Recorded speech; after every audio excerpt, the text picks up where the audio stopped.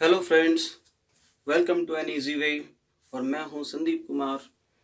और कल हमने वीडियो जो बनाई थी first class of the sentences tenses, और उसकी वीडियो की क्वालिटी थोड़ी सी डल थी। आज हमने प्रयास किया है कि इसको थोड़ा सा अच्छा कर लिया जाए। आज हम बात करेंगे टेंसेस की सेकंड क्लास की, जिसमें हम सीखेंगे कि इनकी टेंसेस में जितने सेंटेंसेस आते हैं जो हम बनाते हैं उनकी क्या पहचान होती है, उनमें कौन सी हेल्पिंग वर्ब यूज़ होती है, उनमें कौन सी मेन वर्ब यूज़ होती है, किस टाइप से हम उनको तैयार करेंगे एक टेबल के माध्यम से, ये हम आज देखेंगे। कल हमने देखा था कि एक फॉर्मूला जिससे हम सभी सेंटेंसेस बना सकते हैं, किस टाइप से बनाते हैं।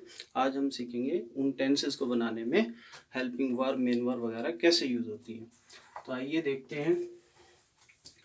ये टेंसेस की क्लास 2।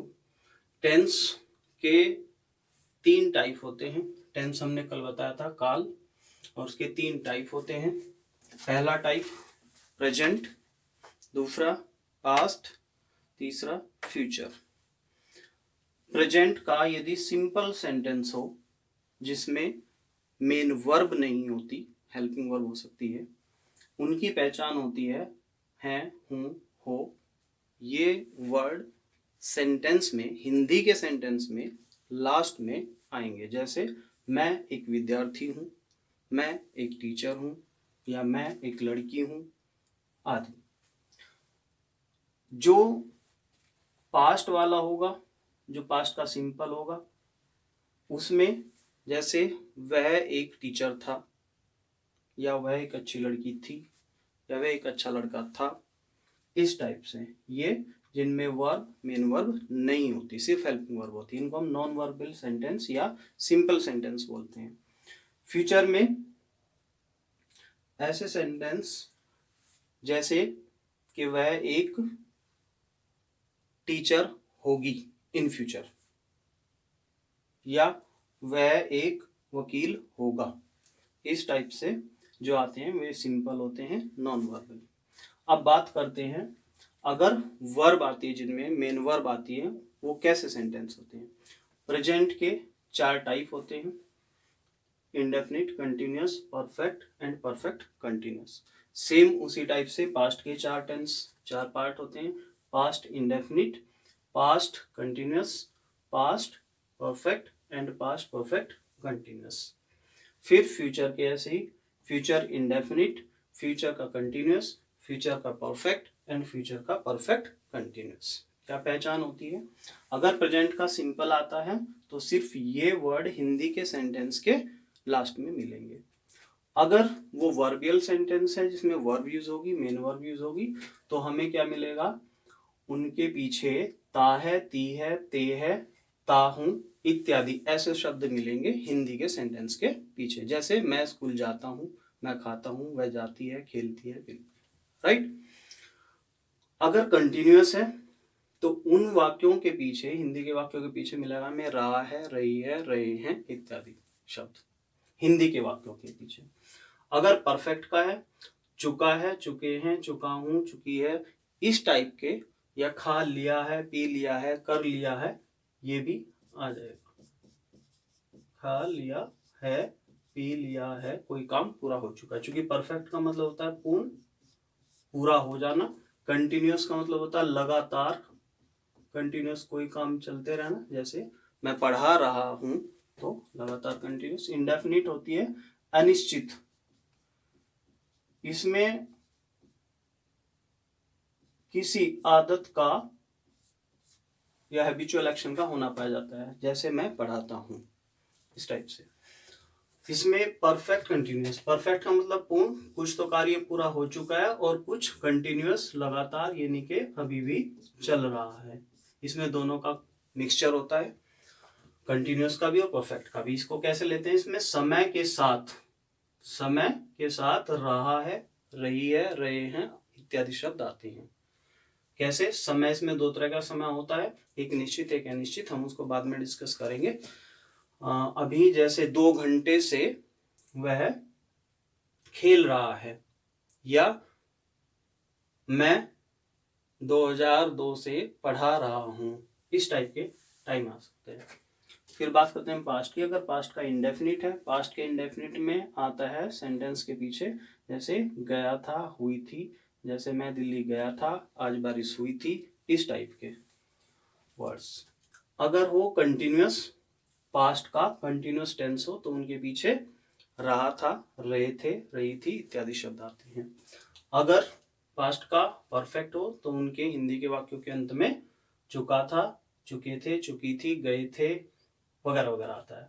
एक स्पेशल होता है जिनमें बाद या पहले वर्ड भी यूज होता है, जैसे डॉक्टर के आने के बाद या पिताजी के आने के बाद मैं स्कूल गया, या डॉक्टर के आने के पहले यानी से पहले रोगी मर चुका था। इस टाइप के सेंटेंस भी इसमें आते हैं। फिर आता है परफेक्ट कंटिन्यूअस। इसमें भी समय के साथ रहा था, रहे थे आता है, जो कंटिन्यूअस की तरह ही होता है। फिर आता है फ्यूचर इंडेफिनिट। इसमें क्रिया के अंत में ही गा गे गी लगा मिलेगा, जैसे जाएगा, खाएगा, खेलेगा, कूदेगा वगैरह। इसमें कंटिन्यूअस में, फ्यूचर के कंटिन्यूअस में रहा होगा, करता रहेगा, दो टाइप का, रहा होगा, रहे होंगे, कोई काम करता रहे होगा, और इसमें कोई काम करता सॉरी कोई काम करता रहेगा, करती रहेगी, इस टाइप से दो तरह के आ सकते हैं। इसके परफेक्ट में चुकेगा, चुका होगा, ये दो टाइप से, काम कर चुकेगा, चुकेगी, चुकेगा, और कर चुका होगा, कर चुके होंगे, इस टाइप के आ सकते हैं। और इसमें भी बाद और पहले वाला कॉन्सेप्ट है कि उसके पिताजी के आने के बाद वह दिल्ली जा चुका होगा, या उनके जाने से पहले वह खा चुका होगा, इस टाइप से। फिर आता है परफेक्ट कंटिन्यूअस फ्यूचर का। इसमें समय के साथ करता रहेगा या पढ़ता रहेगा, इस टाइप से आते हैं। समय दो तरह का होता है, एक निश्चित, एक अनिश्चित। हम ले लेते हैं सिंस यूज करते हैं हम निश्चित समय के लिए।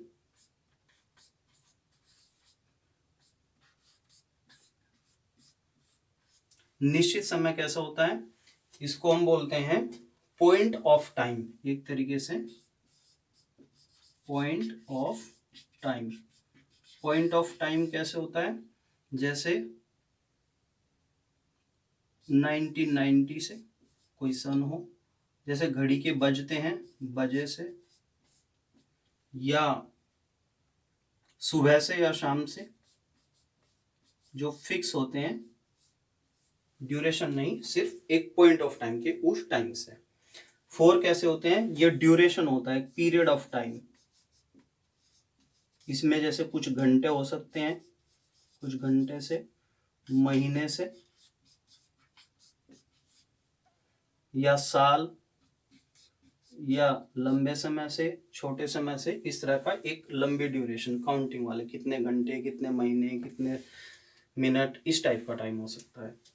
तो जब ऐसा टाइम मिले उसके लिए हम फोर यूज करते हैं, जब ऐसा टाइम मिले तो उसके लिए हम सिंस यूज करते हैं। ये है टाइम की कंडीशन। अब बात करते हैं इनमें कि फॉर्म्स कौन कौन सी यूज करते हैं। अगर आपको ऐसा सेंटेंस मिले जिनके लास्ट में ये पहचान है तो आप समझ जाएंगे कि ये प्रेजेंट इंडेफिनिट का है, और इसमें कौन सी वर्ब लगती हैं, हेल्पिंग वर्ब कौन सी लगती हैं, और मेन वर्ब की कौन सी फॉर्म लगती है। तो हम सबसे पहले मेन वर्ब लेते हैं। सबसे पहले हम ये फर्स्ट वाला कॉलम लेंगे। देखिए जैसे मैं बना रहा हूं वैसे ही सीख लो, तो रटने से पीछा छूट जाएगा, वरना रटते रहोगे और कंफ्यूजन होता रहेगा। ध्यान देना कैसे, जैसे ये फर्स्ट वाला कॉलम है, राइट, ये सेकंड कॉलम है, ये थर्ड कॉलम है, ये फोर्थ कॉलम है। लिख लेते हैं, ये फर्स्ट कॉलम है, ये सेकंड कॉलम है, ये थर्ड कॉलम है, और ये फोर्थ कॉलम है।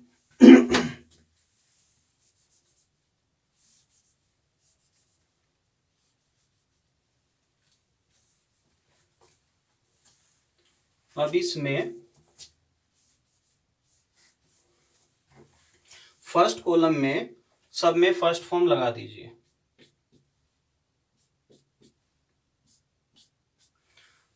फर्स्ट कॉलम में फर्स्ट फॉर्म, प्रेजेंट के इंडेफिनिट में, प्रेजेंट के पास्ट के इंडेफिनिट में, फ्यूचर के इंडेफिनिट में, सबके फर्स्ट वाले में फर्स्ट फॉर्म। अब थर्ड वाले को ले लीजिए, थर्ड वाले में थर्ड फॉर्म,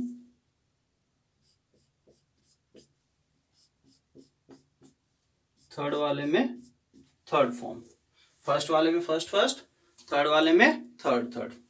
क्लियर हो गया। अब बचे सेकंड और fourth column. Second column continuous का है, फोर्थ कॉलम परफेक्ट कंटिन्यूअस का है। इसमें भी कंटिन्यूअस आता है, उसमें भी कंटिन्यूअस आता है, तो दोनों कंटिन्यूअस में आती है आईएनजी फॉर्म। क्या आता है? ING form. सब में आईएनजी लगा दीजिए। तो कुछ रटने की जरूरत है? बिल्कुल नहीं, क्योंकि फर्स्ट वाले में फर्स्ट फर्स्ट, थर्ड वाले में थर्ड थर्ड, कंटिन्यूअस वालों में आईएनजी आईएनजी आईएनजी, तो फॉर्म्स का मामला खत्म। अब एक छोटा सा लॉजिक है जो ध्यान रखना है, रटना नहीं है, ध्यान रखना है। क्या?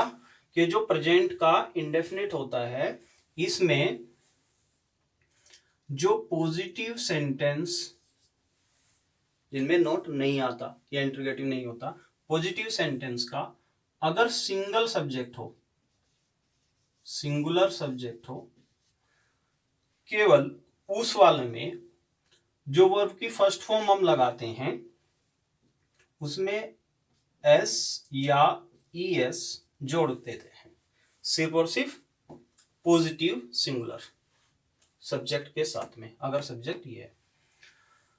बाकी नेगेटिव सेंटेंस हो और ऑल या इंटरोगेटिव सेंटेंस हो और उनके साथ में कोई भी कर्ता हो, कोई भी सब्जेक्ट हो, ऑल सब्जेक्ट, सब के साथ में वर्ब की फर्स्ट फॉर्म लगेगी। यहां पे एक छोटा सा लॉजिक है, सॉरी यहां पे एक छोटा सा लॉजिक है पास्ट के इंडेफिनिट में, के पॉजिटिव सेंटेंस में ऑल, यानी कि चाहे वो सिंगुलर हो चाहे प्लूरल सब्जेक्ट हो, सभी सब्जेक्ट के साथ में सेकेंड फॉर्म का यूज होता है। केवल कब? जब वो पॉजिटिव सेंटेंस हो। केवल इंटरोगेटिव सेंटेंस में और नेगेटिव सेंटेंसेस में, इंटरोगेटिव सेंटेंसेस में और नेगेटिव सेंटेंसेस में वर्ब की फर्स्ट फॉर्म का यूज होता है। क्लियर है बात? बस आपको ये दो बात ध्यान रखनी है, एक ये और एक ये, बाकी सब में फर्स्ट फॉर्म यूज होगी।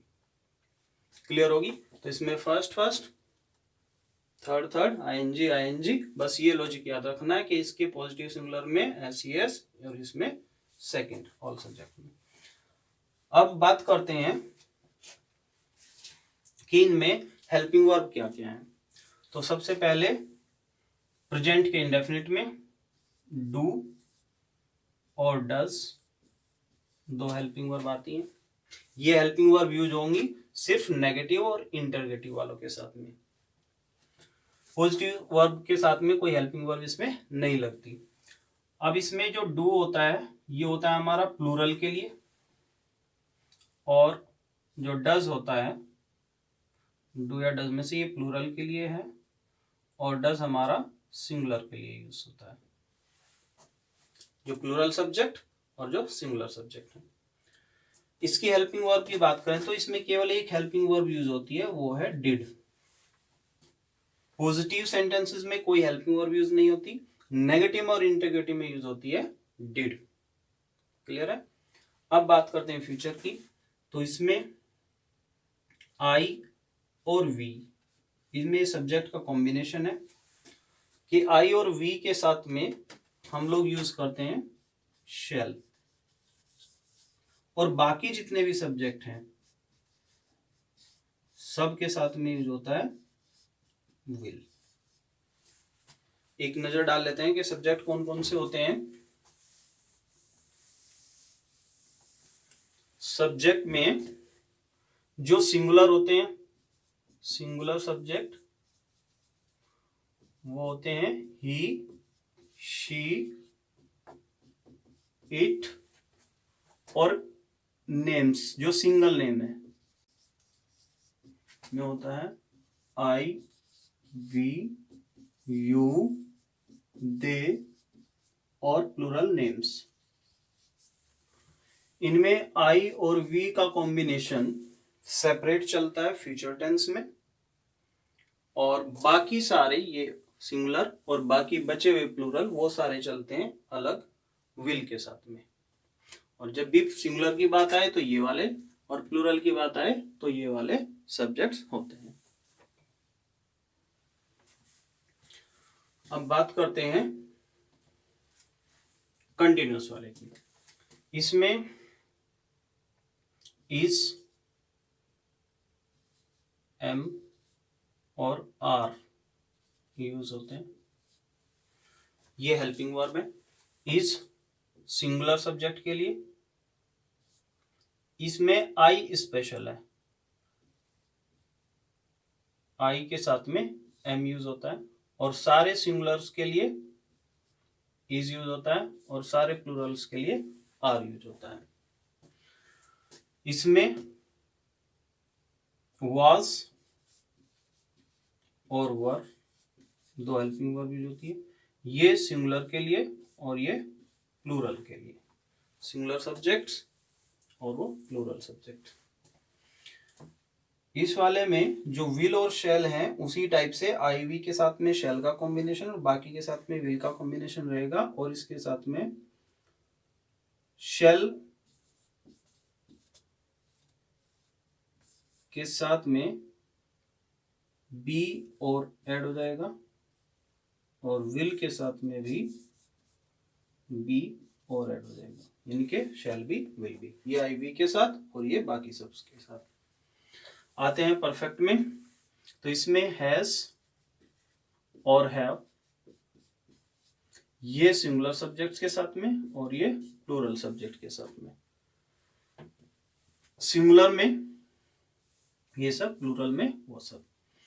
फिर इसमें आते हैं, इसमें एक ही हेल्पिंग वर्ब है, केवल हेड, सबसे इजी है। ऑल सब्जेक्ट के साथ में हेड ही यूज होती है, ऑल सब्जेक्ट्स के साथ में।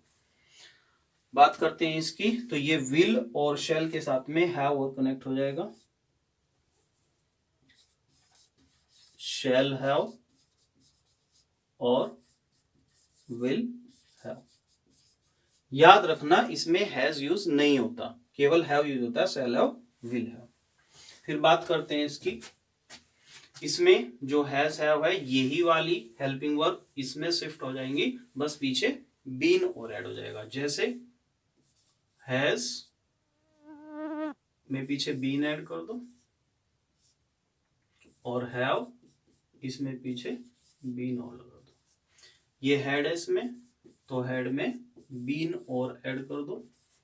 इसमें विल हैव शैल हैव है, तो इसमें शैल हैव बीन, और यहां विल हैव बीन। ये हेल्पिंग वर्ब हुई सबकी। तो इस टाइप से सारी हेल्पिंग वर्ब होती हैं। और इस क्लास में इतना ही। नेक्स्ट क्लास में हम प्रॉपर एक एक पार्ट लेके इसका सेंटेंस बनाने सिखाएंगे। Okay, thank you.